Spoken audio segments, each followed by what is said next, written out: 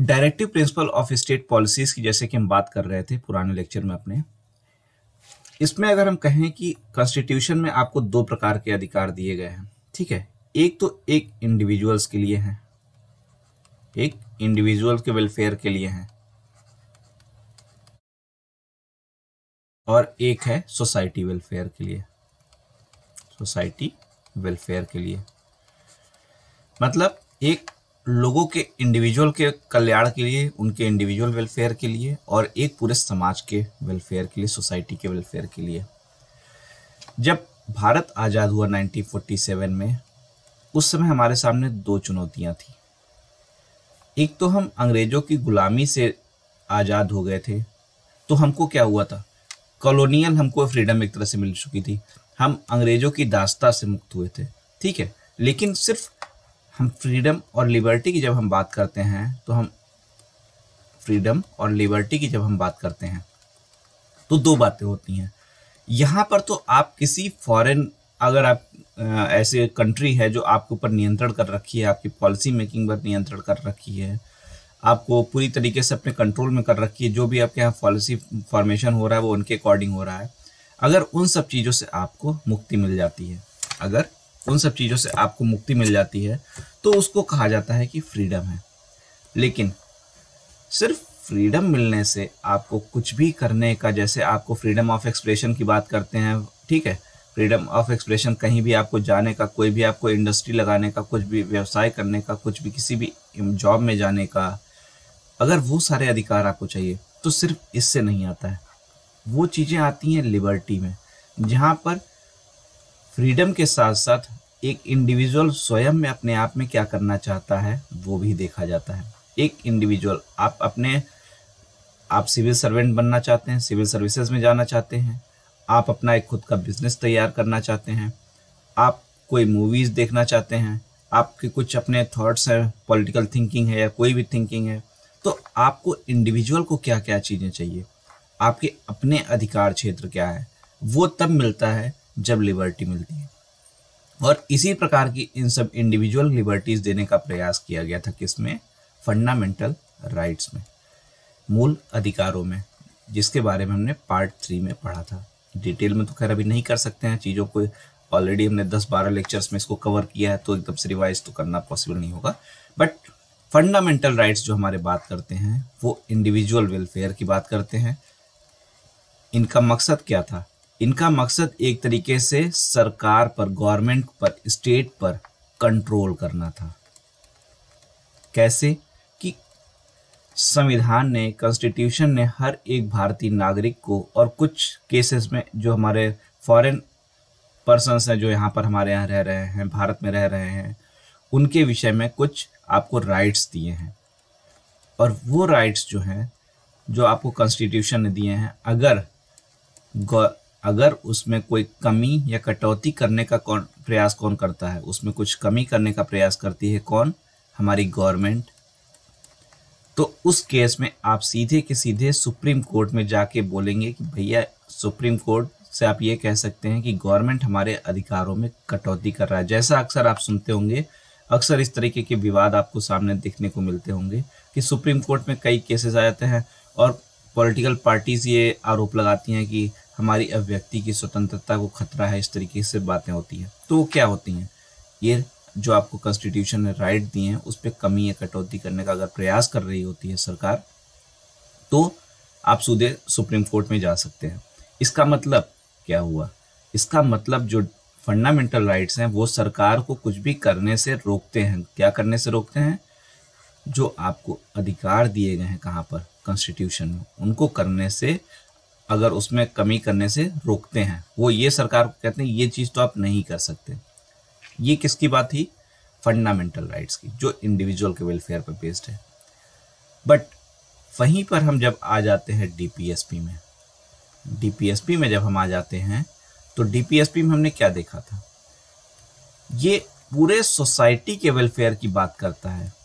ये जहाँ पर एक तरीके से एक इंडिविजुअल की बात कर रहा था, ये पूरे समुदाय के, समाज के, सोसाइटी के हित की बात करता है, उसके वेलफेयर की बात करता है। यहाँ पर गवर्नमेंट्स को एक डायरेक्शन दिया गया है। क्या दिया गया है? एक डायरेक्शन दिया गया है, दिशा निर्देश दिए गए हैं कि आप जब भी पॉलिसी मेकिंग करेंगे, जब आप पॉलिसी मेकिंग करेंगे तो आप क्या करेंगे? आप पॉलिसी मेकिंग करते समय इन बातों का ख्याल रखेंगे जो कॉन्स्टिट्यूशन ने पार्ट 4 में आर्टिकल 36 से लेकर 51 तक directive principle of state policies की तरह से दिया है। ये एक तरीके से गाइडलाइंस है किसी भी स्टेट गवर्नमेंट के लिए, किसी भी स्टेट के लिए, कि आप अपने सोसाइटी के लिए जब भी कोई पॉलिसी बनाएंगे, कोई गवर्नमेंट स्कीम चलाएंगे, तो इन मिनिमम रिक्वायरमेंट्स को आप फॉलो करेंगे। ठीक है, इसका मतलब क्या हुआ कि जहां फंडामेंटल राइट्स जो थे वो क्या कर रहे थे? वो सरकार को रोक रहे थे, राज्य को रोक रहे थे कि कुछ करने से जो गलत हो, जो अधिकार संविधान में दिए गए हैं उनको कमी करने से। लेकिन डीपीएसपी क्या कहता है सरकारों को या राज्यों को? कहता है कि आपको जो संविधान में, कॉन्स्टिट्यूशन में हमने ये दिया है उसको आपको फॉलो करना है जहां तक हो सके। ठीक है, लेकिन फंडामेंटल राइट्स में हम सीधे सीधे कहाँ जा रहे थे? सुप्रीम कोर्ट या हाई कोर्ट में जा सकते थे, बट डीपीएसपी के केस में हम कहाँ, क्या है, कोर्ट के पास नहीं जा सकते हैं कि आप इसको लागू करिए, सरकार इन चीज़ों को नहीं फॉलो कर रही है। हम ऐसा नहीं कर सकते, ये सरकार के ऊपर बाउंडेड नहीं है लीगली। ऐसा क्यों है ये भी हमने बहुत ही डिटेल में देखा था, उसको अभी थोड़ा सा बस हम ये कह लेते हैं कि जब आप 1947 और 50 की बात करते हैं तो भारत के पास रिसोर्सेज तो नहीं थे उतने, और अगर रिसोर्सेज नहीं थे तो अगर हम इस तरीके की बाउंडेशन लॉ के अकॉर्डिंग लगा देते कि आपको ये चीज़ें करनी ही हैं, तो सरकार के पास अगर संसाधन ही नहीं है तो वो कैसे कर सकता है? दूसरी चीज़, 1950 से लेकर 2022 तक सोसाइटी में बहुत सारे परिवर्तन आए। तो अगर इस समय के हिसाब से पॉलिसी के हिसाब से लॉ मेकिंग अगर कर दिया जाता, उसके बाद में क्या होता, पॉलिसी फॉर्मेशन कर दिया जाता और कानूनी बाध्यता दे दी जाती, तो 2022 में तो सोसाइटी में बहुत सारे परिवर्तन आ गए ना। इस समय जो पॉलिसी चाहिए तो इस समय के हिसाब से चाहिए। यहाँ पे बहुत सारी अलग चीज़ें थी, यहाँ पर बहुत सारी अलग चीज़ें आ गई, तो हमको एक डायनेमिक भी बने रहना है। पॉलिसी मेकिंग में डायनेमिक को भी फॉलो करना है। तो इस कारण से भी क्या किया गया कि इसको लीगली बाउंडेड नहीं किया गया है, और डीपीएसपी को न्यायालय में आप चुनौती, जुडिशरी में आप चैलेंज नहीं कर सकते हैं। ठीक है, ये सारी बातें हमने देख ली थी ऑलरेडी। उसके बाद में हमने और क्या चीज़ें देख रखी थी? साथ में हमने क्या देखा था कि डीपीएसपी को जब बनाया गया है तो 3 फिलॉसफी पर बेस्ड है। किस पर? एक आपका सोशलिस्ट विचारधारा, समाजवाद की विचारधारा, जिससे आपके गांधी जी तो नहीं प्रभावित थे, लेकिन कौन प्रभावित थे? अंबेडकर और नेहरू। और इन्हीं का प्रभाव हमको सब अपने कॉन्स्टिट्यूशन में ज़्यादा देखने को मिलता है। और आज़ादी के बाद में, अभी इंडिपेंडेंस के बाद में भी अगर हम अपनी हिस्ट्री को देखते हैं तो ज़्यादातर इम्पैक्ट इसी का मिलता है। क्यों मिलता है उसके लिए आप पुराना वाला लेक्चर एक बार रिवाइज करिएगा। गांधीयन थॉट हमको देखने को मिलता है, क्योंकि गांधीयन थॉट आध्यात्मिकता पर आधारित था, बॉटम टू टॉप अप्रोच पर आधारित था। इनका मानना ये था कि आपको अगर अपने देश को सही में डेवलप करना है, अपने देश को अगर सही में प्रोग्रेसिव बनाना है, तो पहले आपको अपने विलेजेस को, अपने गाँव को मजबूत करना होगा। आपकी पॉलिसी मेकिंग ऐसी होनी चाहिए जो बॉटम टू टॉप अप्रोच हो। गांधी जी प्रैक्टिकली स्वयं प्राइम मिनिस्टर जो इस तरह से रूल होता है उसको फॉलो करने में विश्वास नहीं रखते थे। ठीक है, गांधी जी का स्वयं उनमें ये विश्वास नहीं हुआ करता था। तो एक तो ये था। तीसरा हमारा जो कॉन्सेप्ट है, इसमें फिलॉसफी है, वो हमारा लिबर्टी का है, लिबरल थॉट है, हमारा उदारवादी थॉट है। उसमें जैसे आपको कुछ डायरेक्शंस इस तरीके के स्टेट को, जैसे कि आपकी जो दुधारू, जो यूजफुल कैटल है, उनका हत्या नहीं हो सकता है। स्टेट लेजिस्लेटिव और जुडिशरी में एक क्या बोल रहे हैं, डिवीज़न रहेगा, उनके कार्यक्षेत्र अलग रहेंगे। साथ में इस तरीके की बात भी हमको इसमें की गई है कि एक यूनिफॉर्म सिविल कोड होना चाहिए। आर्टिकल 44 में इसके बारे में बात किया गया है। साथ में हमको ये भी कहा गया है कि जो इंटरनेशनल पीस है उसको बनाए रखने का प्रयास किया जाएगा। तो इस तरीके से कुछ ऐसे थॉट्स हैं जो उदारवादी विचार हैं। तो इन तीनों फिलॉसफीज पर बेस्ड हमारा डीपीएसपी है, जिसके बारे में बहुत ही विस्तार से हमने डिटेल में चर्चा की हुई है। ठीक है, यहाँ तक तो हमने चीज़ों को ऑलरेडी कवर कर लिया था। अब हमको कुछ और भी चीज़ें देखनी होंगी इससे पहले कि हम अपने आर्टिकल्स में जाएं। देखिए, सुप्रीम कोर्ट के कुछ वर्डिक्ट्स हैं किसके ऊपर, डीपीएसपी के ऊपर। अब ये वर्डिक्ट्स किस पर्पस में है, किस संदर्भ में है, किस रेफरेंस में है, तो देखिए कई बार ये क्वेश्चन उठता है, कई बार इस तरह के क्वेश्चन उठते हैं कि फंडामेंटल राइट्स जो हैं और डीपीएसपी जो है, उन दोनों में बड़ा कौन है, ठीक है। और गवर्नमेंट या स्टेट की अगर हम बात करें तो अगर मान लीजिए गवर्नमेंट कोई पॉलिसी फॉर्म कर रही है क्या गवर्नमेंट इस तरीके की पॉलिसी बना सकती है क्या कि वो ये कहे कि डीपीएसपी में हमको ये गाइडलाइंस दिए हुए हैं, इसको हमको करना पड़ेगा, ये तो हम करेंगे ही करेंगे, लेकिन ऐसा करने में वो कहीं चालाकी से फंडामेंटल राइट्स में तो कमी या कटौती नहीं कर दे रहा है, क्योंकि फंडामेंटल राइट्स में तो कमी या कटौती नहीं की जा सकती है। तो स्टेट गवर्नमेंट कि भाई हम डीपीएसपी की पॉलिसी बना रहे हैं, हमको ऐसे कॉन्स्टिट्यूशन ने बोला है कि आपको ऐसा करना पड़ेगा, लेकिन उस चक्कर में धीरे से वो पीछे से एक ऐसा लॉ ला दे जिससे कि हमारा फंडामेंटल राइट्स भी हमारा कमी होने लगे, उसमें कटौती होने लगे। फिर क्या ये किस हद तक सही है? फंडामेंटल राइट्स को बनाए रखने के लिए डीपीएसपी में क्या परिवर्तन किए जा सकते हैं, या डीपीएसपी को बनाए रखने के लिए फंडामेंटल राइट्स में कुछ परिवर्तन लाए जा सकते हैं, ठीक है। और ओवरऑल अगर हम कहना चाहें तो हम ये कह सकें कि फंडामेंटल राइट्स और डीपीएसपी में कौन बड़ा है, छोटा भाई कौन है, बड़ा भाई कौन है, ठीक है। छोटा भाई कौन है, बड़ा भाई कौन है, मतलब इन दोनों में बड़ा कौन है। जब भी कोई विवाद इस तरह का डिस्प्यूट कौन सा होगा तो कौन उसका निपटारा करेगा, सुप्रीम कोर्ट ही करेगा। उसका निपटारा कौन करता है, सुप्रीम कोर्ट ही करता है। तो सुप्रीम कोर्ट ने अपने अलग अलग वर्डिक्ट्स में इस चीज़ों को बता रखा है, ठीक है। सुप्रीम कोर्ट ने अपने जो हमने वर्डिक्ट्स अपने दिए हुए हैं वो चीज़ों को बता रखा है। जैसे directive principle, relationship between fundamental rights and directive principle की अगर हम बात करते हैं, it is possible to see both fundamental rights and directive principles as complementary to each other. मतलब फंडामेंटल राइट्स और डीपीएसपी जो हैं दोनों एक दूसरे के पूरक हैं, एक दूसरे के कॉम्प्लीमेंट्री हैं। अगर ये इम्पॉर्टेंट है तो ये भी इम्पॉर्टेंट है। अगर इंडिविजुअल का, मान लीजिए आप एक फैमिली में हैं और उसमें आपके 4 भाई हैं, आपके 4 ब्रदर्स हैं, ठीक है, और उसमें से आप तो बहुत ग्रोथ करते जा रहे हो, लेकिन बाकी के 3 या 2 जो भी हैं वो ग्रोथ नहीं कर पा रहे हैं, तो उस केस में ओवरऑल आपकी जो फैमिली है क्या उसका इम्प्रूवमेंट हो रहा है, क्या उसका वेलफेयर हो रहा है? क्या उसका वेलफेयर तो तभी हो पाएगा ना जब चारों ही ऊपर बढ़ रहे हो, चारों ही इम्प्रूव कर रहे हो। एक आगे जा रहा हो, 3 नीचे जा रहा हो, तो कहीं ना कहीं उनके बीच में एक दूरी बनेगी। तो इसलिए अगर आपको ओवरऑल फैमिली को बढ़ाना है तो चारों इंडिविजुअल को भी ऊपर बढ़ना पड़ेगा, एक इंडिविजुअल से तो नहीं होगा। इसी तरीके से अगर आपको पूरी सोसाइटी को आगे करना है, पूरी सोसाइटी का वेलफेयर करना है, तो आपको हर एक इंडिविजुअल का वेलफेयर तो करना ही पड़ेगा। बिना हर एक इंडिविजुअल का वेलफेयर जब तक नहीं होगा तब तक सोसाइटी का वेलफेयर नहीं होगा, ठीक है। तो दोनों आपस में एक दूसरे का क्या है, कॉम्प्लीमेंट्री है। जितना इम्पोर्टेंस इंडिविजुअल वेलफेयर है उतना ही इम्पोर्टेंस सोसाइटी वेलफेयर का है।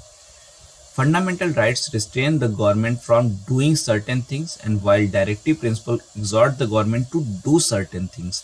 अभी जैसे हमने बात की, फंडामेंटल राइट्स क्या हो रहे थे, सरकार को, गवर्नमेंट को ये बोल रहे थे कि आप कुछ सर्टेन चीज़ें नहीं कर सकते, आप फंडामेंटल राइट्स में कमी या कटौती नहीं कर सकते। आप उनके फ्रीडम ऑफ एक्सप्रेशन पर जो सिर्फ 3 आधार आपको मिले हुए हैं, लॉ एंड ऑर्डर का, हेल्थ का और एक तरीके से सौहार्द की भावना बनाए रखने का, उन तीनों के अकॉर्ड को छोड़कर किसी और आधार पर आप उसमें कमी कटौती नहीं कर सकते हैं। लेकिन डीपीएसपी क्या है, एक पॉजिटिव वे में है कि उसको बोलते हैं कि आप पॉलिसी फॉर्म करिए तो इन चीज़ों को फॉलो करिए, इन चीज़ों को आप फॉलो करिए, ठीक है।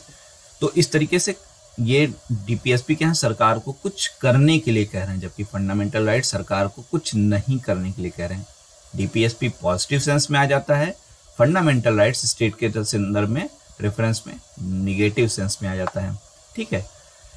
Government intends to implement directive principle of state policy, it can come in conflict with the fundamental rights of the citizen. मतलब अभी हमने जैसे थोड़ी देर पहले कहा कि कई बार जब पॉलिसी फॉर्मेशन कर रही है गवर्नमेंट स्टेट, तो वो क्या कर सकती है, वो फंडामेंटल राइट्स में कमी कर सकती है। किस आधार पर कहे कि भैया हम तो डीपीएसपी को फॉलो करने का प्रयास कर रहे हैं, ठीक है। तो उस केस में दोनों में कॉन्फ्लिक्ट आ जाता है और इन्हीं सब चीज़ों में फिर निकल कर आते हैं सुप्रीम कोर्ट के वर्डिक्ट्स। जैसे इसमें 4 हैं, चंपाकम मामला है, गोलकनाथ वाद है, ठीक है, 42nd कॉन्स्टिट्यूशन की बात की गई थी, फिर मिनर्वा मिल्स की बात की गई थी और अलग अलग इनमें कुछ वर्डिक्ट्स दिए गए जिनके आधार पर आज हम बता सकते हैं कि फंडामेंटल राइट्स और डीपीएसपी में कौन बड़ा है और कौन छोटा है। एक एक करके इनको देखते हैं, ठीक है। देखिए सबसे पहले 1951 की हम बात करते हैं। जब 1951 की बात आती है तो एक केस आता है सुप्रीम कोर्ट में जिसका नाम था चंपागम दोरई राजम, और इसमें ये कहा गया कि फंडामेंटल राइट्स और डीपीएसपी की अगर बात की जाए तो क्वेश्चन किया गया कि भाई डीपीएसपी में परिवर्तन किया जा सकता है, फंडामेंटल राइट्स में परिवर्तन किया जा सकता है कि नहीं, दोनों में इम्पॉर्टेंट कौन है, दोनों में इम्पॉर्टेंट कौन है, दोनों में बड़ा कौन है। इस तरीके का जब डिस्प्यूट को लेकर सुप्रीम कोर्ट पे गए तो सुप्रीम कोर्ट ने क्या अपने तर्क दिए। सुप्रीम कोर्ट ने उस समय सीधे सीधे ये बोल दिया कि भाई फंडामेंटल राइट्स ही बड़ा है। उन्होंने ऐसा कुछ नहीं माना कि इंडिविजुअल और सोसाइटी दोनों का ग्रोथ होना आवश्यक है। उन्होंने सिर्फ ये कहा फंडामेंटल राइट्स डीपीएसपी से बड़ा है, डीपीएसपी को फंडामेंटल राइट्स में कोई कमी कटौती नहीं करनी की जाएगी किसी भी सूरत में।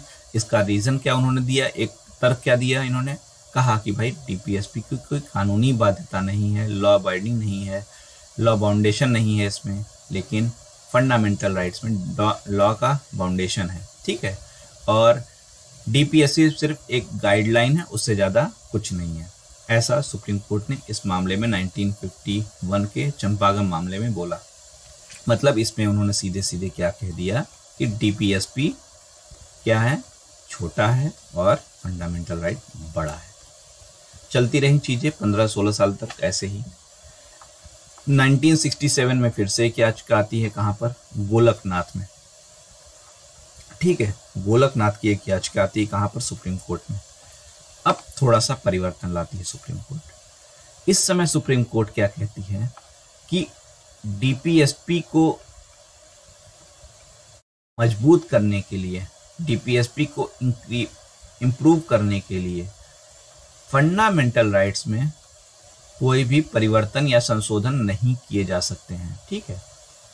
इन्होंने इस पे ये कुछ नहीं कहा कि इनमें से बड़ा कौन या छोटा कौन, लेकिन साथ ही इन्होंने ये इनडायरेक्टली बोल दिया कि अगर आपको डीपीएसपी बनाना है, डीपीएसपी को मजबूत करना है, आपको इस गाइडलाइंस के अकॉर्डिंग पॉलिसी फॉर्म करना है, तो आप ऐसा नहीं करेंगे कि फंडामेंटल राइट्स में आप अमेंडमेंट कर दीजिए कि फंडामेंटल राइट्स में हम अमेंडमेंट कर दे रहे हैं, संशोधन कर दे रहे हैं क्योंकि हमको डीपीएसपी को फॉलो करना है। ये आप नहीं कर सकते हैं। कब कहा ऐसा? 1967 में। किस याचिका में कहा? गोलकनाथ, ठीक है।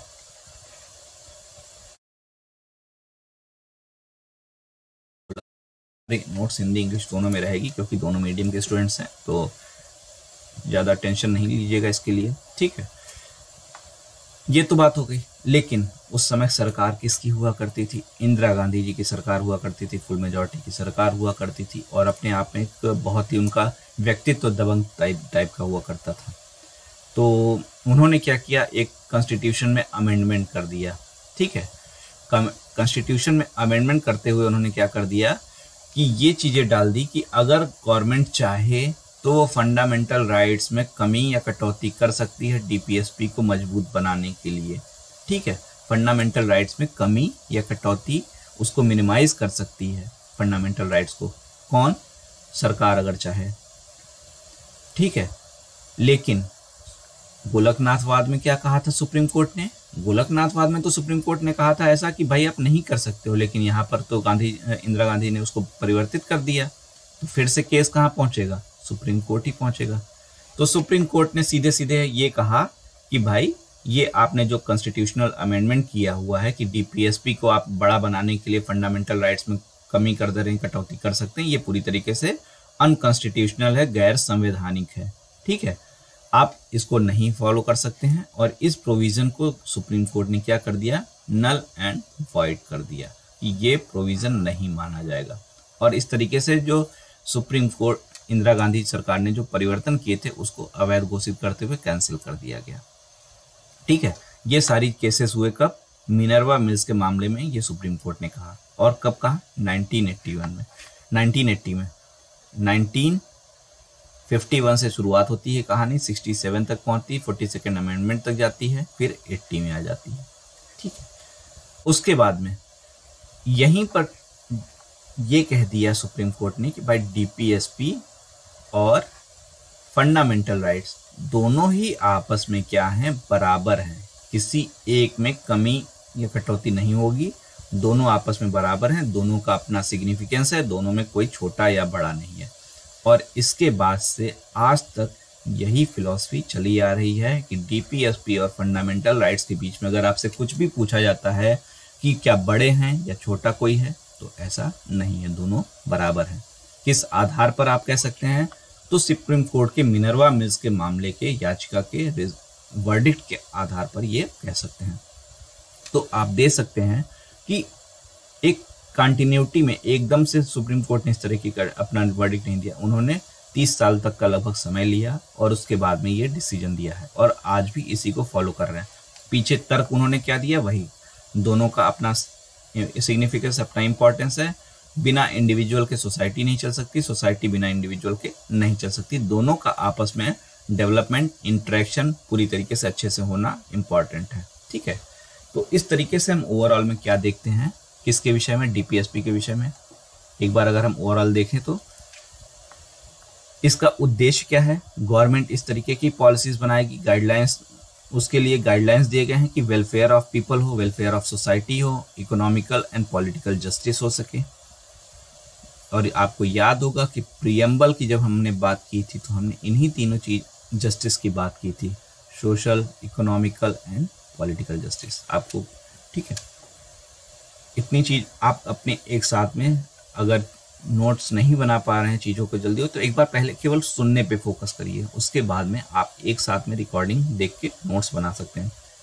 छोटे छोटे पॉइंट्स अपने नोट्स में लिखते चलिए, आपके पास ये सारी चीज़ें यहाँ पर अवेलेबल ही हैं, सब कुछ नोट्स बना हुआ है, इससे अधिक आपको कुछ भी रिक्वायरमेंट नहीं है, बहुत ही एक्यूरेट नोट्स है, कोई और इससे अधिक आपको करना नहीं पड़ेगा। ठीक है, तो प्रीएम्बल में ये सारी चीज़ें दी गई हैं। तो एक तरीके से हमने उस समय प्रीएम्बल पढ़ा था, तब भी हमने कहा था ना कि फंडामेंटल राइट्स में या डीपीएसपी में या कॉन्स्टिट्यूशन के अदर पार्ट्स जो दिए हुए हैं वहाँ पर प्रीएम्बल की चीज़ों को पूर्ण करने का प्रयास किया गया है और इन्हीं का एक तरीके से पूरा प्रीफेस है। कौन सा, प्रीएम्बल है, जो पूरा हमने कॉन्स्टिट्यूशन जो पॉलिसीज़ बनाई हैं, जो चीज़ें रखी हुई हैं। तो welfare of people, social, economical and political justice की बात करता है कौन, DPSP. Raising the standards of living, equitable distribution of resources, promotion of international peace, ये सारे के सारे गोल क्या हैं, ये सारे के सारे गोल जो हैं हमारे किसके हैं, डीपीएसपी के हैं। और ये डीपीएसपी के जो गोल हैं किस आधार पर हैं, सोशलिस्ट के आधार पर हैं, गांधीयन थॉट के आधार पर हैं और लिबरल थॉट के आधार पर, उदारवादी थॉट के आधार पर हैं। इसमें हम कुछ पॉलिसीज देखेंगे जैसे uniform civil code, prohibition of consumption of alcoholic liquor, promotion of cottage industry, prevention of slaughter of useful cattle, promotion of village panchayats, ठीक है, और adequate livelihood, equal pay for equal work for men and women, right against economical exploitation, right to work, early child care, education to children below the age of 6। तो इस तरीके से आप देख सकते हैं ये सारी चीज़ें दी हैं। अगर डीपीएसपी पे कभी आपको शॉर्ट नोट लिखने को आ जाए तो आप इन सारे पॉइंट्स को आप कंसीडर करते हुए उसमें लिख सकते हैं। ठीक है, साथ ही डीपीएसपी वर्सेस फंडामेंटल राइट्स पे अगर कोई क्वेश्चन आ जाए तो उस पर आप क्या करेंगे, अपने विचार देने के साथ साथ में क्या करेंगे, बिना सुप्रीम कोर्ट के वर्डिक्ट्स के, उनके तर्कों के आंसर नहीं लिखेंगे, क्योंकि आपके आंसर में वजन तभी आएगा जब आप इसको कंसीडर करेंगे। ठीक है, तो अब तक हमने सारी चीज़ें डीपीएसपी का बैकग्राउंड, फिलॉसफी, गोल सब कुछ देख लिया, क्या क्या हो सकता है, लेकिन अभी तक इनके आर्टिकल्स में क्या क्या दिया है उसको तो हमने देखा ही नहीं है। तो अब क्या करते हैं, जब बस जल्दी से हम उनको देख लेते हैं, क्योंकि आर्टिकल्स में ज़्यादा आपको टाइम नहीं लगने वाला है। जो जो चीज़ें समझने की थी वो हमने देख लिया, और आर्टिकल्स को देखते ही आप जान जाएंगे कि क्या चीज़ दिया हुआ है। आपको क्या करना है, बस इन आर्टिकल्स को थोड़ा सा मेमोराइज करना होगा। क्यों करना होगा? क्योंकि एग्जाम में ये चीज़ें लिस्ट 1 लिस्ट 2 से मैच कराने के लिए पूछ ली जाती हैं। ठीक है, तो चलिए शुरू करते हैं और देख लेते हैं। सबसे पहले 36 की अगर बात करते हैं तो इसमें सिंपल सा आपको डेफिनेशन बताया गया है। ठीक है, इसमें डेफिनेशन दिया गया है। क्या स्टेट, इसमें क्या रहेगा, स्टेट की बात बार बार की जाती है, तो स्टेट वही रहेगा जो फंडामेंटल राइट्स में पार्ट 3 में आर्टिकल 12 में हमने स्टेट को बताया, जिसमें स्टेट गवर्नमेंट भी आ जाती हैं, सेंट्रल गवर्नमेंट भी आ जाती है, पार्लियामेंट भी आ जाती है, लेजिस्लेटिव असेंबली भी आ जाती है। ठीक है, और साथ में कई सारी इंस्टीट्यूशनल बॉडीज जो थी वो भी आ जा रही थी। तो आर्टिकल 12 में जो स्टेट बताया गया है वही स्टेट रहेगा। कौन? आर्टिकल 4 के लिए डीपीएसपी के संदर्भ में भी कानूनी बाध्यता नहीं होगी, हमने अभी बात की थी, तो वो कहाँ पर दिया है? आर्टिकल 37 में। The provisions contained in this part shall not be enforceable by the court, but the principle then laid down are nevertheless fundamental in the governance of the country and it shall be the duty of the state to apply these principles in making laws। मतलब state की responsibility होगी कि जब आप policy formation करेंगे, policy making करेंगे, तो आप इसको फॉलो करेंगे, इन गाइडलाइंस को, बट आपके ऊपर कोई कानूनी बाध्यता नहीं है। मतलब इसको अगर नहीं वो कर रही तो आप कोर्ट में नहीं जा सकते हैं। ये क्लियर कर दिया गया है। कहाँ पर? कॉन्स्टिट्यूशन में ही। State shall strive the promotion of the welfare of the people by the security and protecting the effectively as it may social order in which justice, social, economical and political shall inform all the institution to the national life। ये किससे हैं? State को social order में promotion of welfare को करने के लिए, मतलब लोगों का वेलफेयर करने के लिए स्टेट को एक गाइडलाइंस देता है। तो 38 किस संदर्भ में बात करता है? स्टेट को गाइडलाइंस देता है किसके लिए? इंडिविजुअल का, सोसाइटी के लोगों का कल्याण हो सके, उनका वेलफेयर हो सके।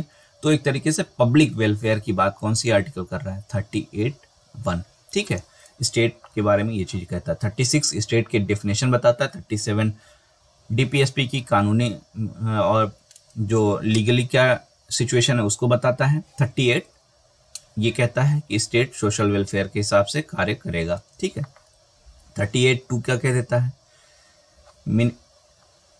minimize the inequality in income in order to eliminate inequalities in status, facilities and opportunities not equally amongst individuals but also amongst group of peoples residing in different areas of engaged in different locations। ठीक है, देखिए सीधा सा मकसद क्या है यहाँ पर कहने का कि रिसोर्सेज जो हैं उनका सेंट्रलाइजेशन नहीं होगा। रिसोर्सेज जो हैं, संसाधन जो हैं, वो इस तरीके से डिस्ट्रीब्यूटेड होंगे कि समाज का, सोसाइटी का हर एक वर्ग, हर एक क्लास जो है, चाहे वो अमीर हो, चाहे रिच पीपल हो, चाहे मिडिल क्लास हो, चाहे लोअर क्लास हो, हर किसी तक उसकी पहुंच रहेगी। और ये रिस्पॉन्सिबिलिटी किसकी है? स्टेट की है कि स्टेट इस तरीके की पॉलिसी मेकिंग करे कि जो रिसोर्सेज हैं वो सब तक पहुंच सकें। ऐसा ना हो कि आप अपनी एक इंडस्ट्री खड़ा नहीं कर सकते हैं लेकिन अंबानी कर सकते हैं। ये पॉलिसी फॉर्म करेगी गवर्नमेंट कि आपको भी उतनी ही सुविधा मिले जितनी कि अंबानी अदानी के पास है। जब भी आप बजट वगैरह जैसे देखते होंगे तो वहाँ पर कई सारी रियायतें दी जाती हैं, तो वो सिर्फ रियायतें अंबानी अदानी के लिए तो नहीं होती ना, वो हर किसी के लिए होती हैं। आप स्किल इंडिया मूवमेंट सुन रहे होंगे, कई सारी चीज़ें चलती हैं, कई सारी स्कीम्स चलाई गई गवर्नमेंट के द्वारा। ठीक है, उसके बाद आपने छोटे जो उद्यमी हैं उनको प्रमोट करने के लिए कई सारे टैक्स रिलीफ देने का प्रयास किया जाता है। उसका रीज़न क्या होता है? उसका रीज़न यही होता है कि स्टेट को अपनी पॉलिसी मेकिंग करते समय हर किसी को ऊपर उठाने का प्रयास करना है। आप रिसोर्सेज को, संसाधनों को किसी एक तक नहीं रोक सकते हैं, वो सब तक पहुंचने चाहिए। ऐसा हमारा कॉन्स्टिट्यूशन कहता है पॉलिसी मेकिंग करने के लिए। ठीक है, ये तो किसकी बात हो गई? हमारी आर्टिकल 38(2) की। ठीक है, 39 क्या कह देता है? ये certain principle of policy to be followed by state, कुछ पॉलिसीज के बात करते हैं जिसको स्टेट को फॉलो करना है, जैसे citizens men and women equally have the right to adequate means of livelihood. जीविका के लिए आपको जो भी चाहिए, अपना जीवन जीने के लिए जो भी चाहिए रिक्वायरमेंट है, वो देने का काम कौन करेगी? गवर्नमेंट करेगी अपने पॉलिसीज के द्वारा। Ownership and control of the material resources of the community are so distributed at best to observe the community good. Resources के बारे में हमने जो बात की, रिसोर्सेज का बंटवारा इस तरीके से होगा कि पूरी कम्युनिटी का वेलफेयर हो सके। Operation of economic system does not result in concentration of wealth and means of production to the common deter. वही बात है जो यहाँ पर था, रिसोर्सेज का इस तरीके से एक जगह पे वो नहीं रहेगा, वो डिस्ट्रीब्यूटेड रहेंगे। ठीक है, equal pay for both men and work for equal work. एक कार्य को अगर महिला भी कर रही है, पुरुष भी कर रहा है, मेन वुमेन दोनों कर रहे हैं, तो दोनों को उस काम के लिए बराबर वेतन मिलेगा, बराबर वेजेस मिलेंगे, किसी को कम ज़्यादा नहीं मिलेगा। इक्वलिटी की बात की गई है। हेल्थ के विषय पे यहाँ पर फोकस किया गया है। आपको याद होगा हमने पुराने लेक्चर में हेल्थ पे काफ़ी फोकस किया था। तो health and strength of worker की बात की गई है कि गवर्नमेंट इस तरीके की पॉलिसीज बनाएगी कि इंडिविजुअल की, बच्चों की, बूढ़ों की, सबकी हेल्थ का वो पूरा हेल्थ केयर का ध्यान रखेगा। आज कोविड के टाइम पे इसका सिग्निफिकेंस भी हमको देखने को मिल रहा है कि क्यों ऐसा किया गया था। अगर यहीं पर एक बात भी उठती है, तो क्या इसको अगर आपने लॉ की तरह से अगर बाउंडेड कर दिया होता तो कहीं ऐसा तो नहीं था, अगर तब उस केस में गवर्नमेंट्स ने कहीं अधिक एक्टिव काम किया होता, प्रोएक्टिव काम किया होता। आज जो चीज़ें कोरोना के आने के बाद में हो रही हैं वो कहीं हो सकता है पहले से तैयार रही होती। ठीक है, तो इस तरीके के कुछ पॉइंट्स हैं जिसके बारे में हम बस कह सकते हैं, क्योंकि उस समय हम नहीं जानते थे ऐसी सिचुएशन आ सकती है, और हो सकता है इसीलिए ऐसा किया गया। आज कोविड जैसी समस्या आई है, कल और कोई समस्या आ जाए तो हम गवर्नमेंट को इस तरीके से बाध्य नहीं कर रहे हैं, हम उनको डायनामिक रूप में उस समय की समस्या के अकॉर्डिंग पॉलिसी फॉर्म करने के लिए एक तरीके से कह रहे हैं। तो इस तरीके से आप अपने आंसर को उसमें फॉर्म कर सकते हैं। Childrens are given opportunities and facilities to develop in healthy manner. ठीक है, वही चीज़ है इसमें, और कुछ डिफरेंस नहीं आ जाता है। आगे देख लेते 31A में equal justice and free legal aid.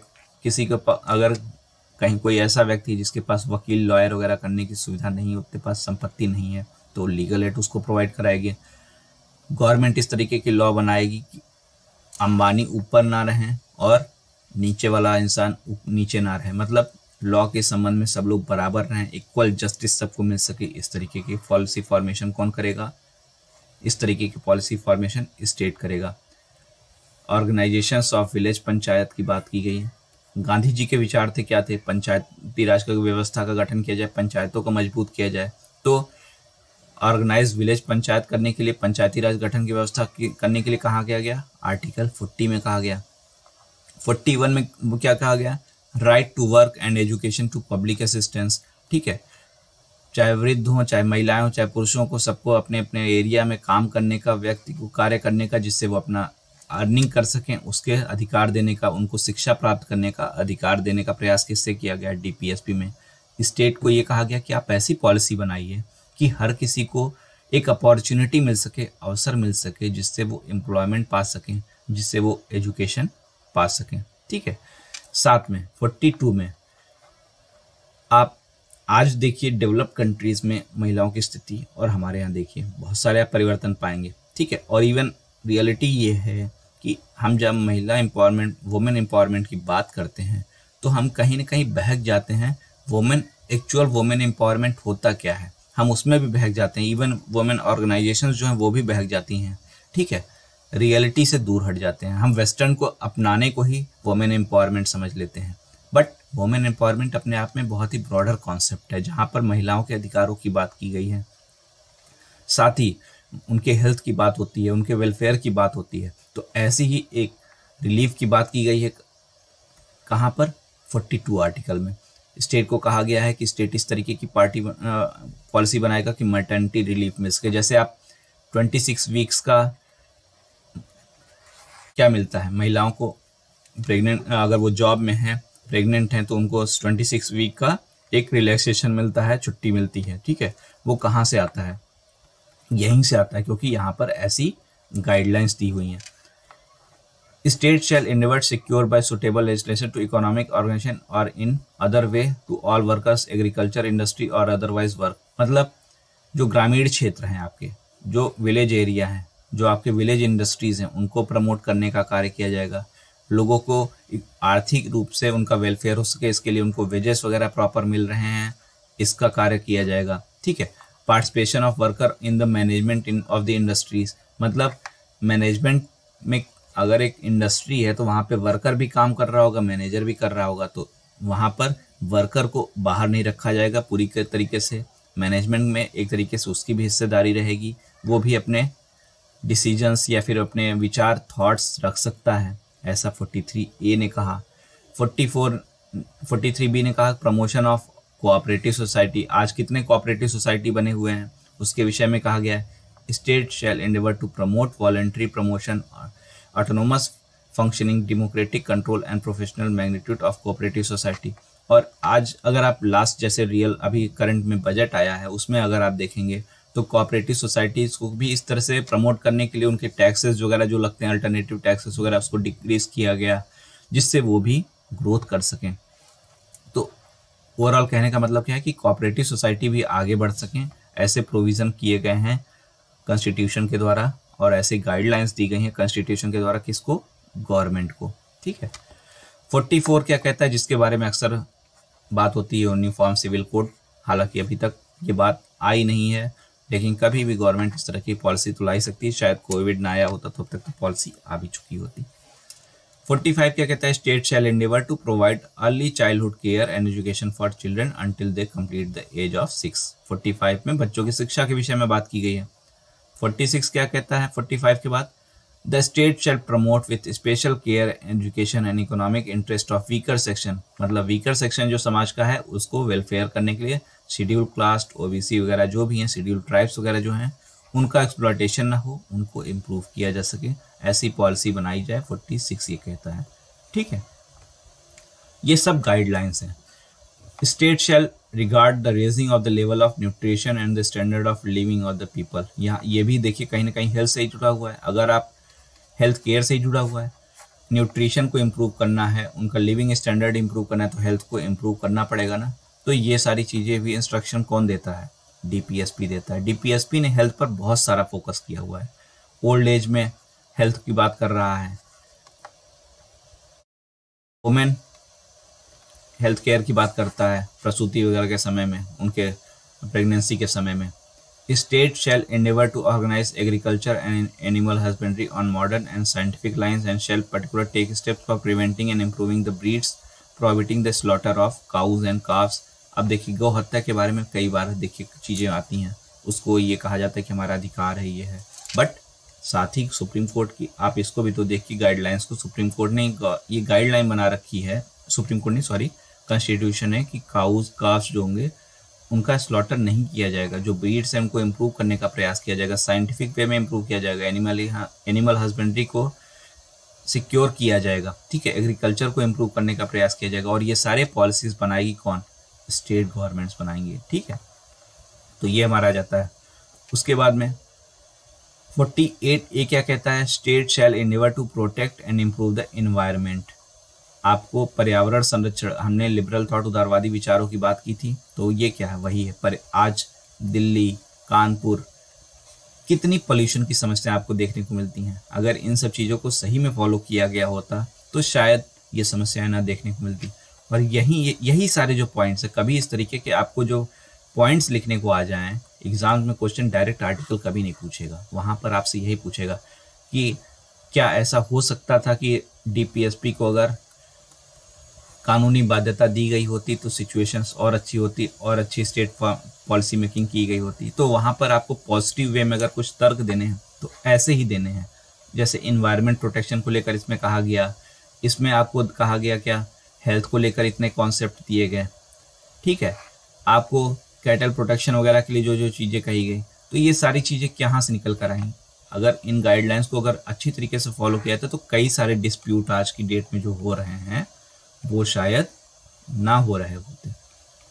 ठीक है। तो यही जो भी आप पॉइंट्स लिखते हैं उसका कुछ रेफरेंस होना चाहिए, और आप अपने मन से कुछ भी लिख देंगे तो मार्क्स नहीं मिलने वाले हैं। और अगर आप सिर्फ सोच रहे हैं कि मैं इन आर्टिकल्स को याद करके चला जाऊंगा, लिख दूंगा, तो भी नहीं होने वाला। आर्टिकल्स कभी डायरेक्ट नहीं पूछे जाएंगे, वहाँ पे आपकी थिंकिंग पूछी जाती है। ठीक है, आपको अगर ये कहा गया कि दे दिया गया होता तो अच्छा होता, लेकिन वास्तव में तो नहीं दिया गया है ना, वास्तव में तो इसको कानूनी बाध्यता नहीं की गई है, तो फिर आपको वो भी रीज़न देने होंगे कि क्यों कानूनी बाध्यता नहीं दी गई है।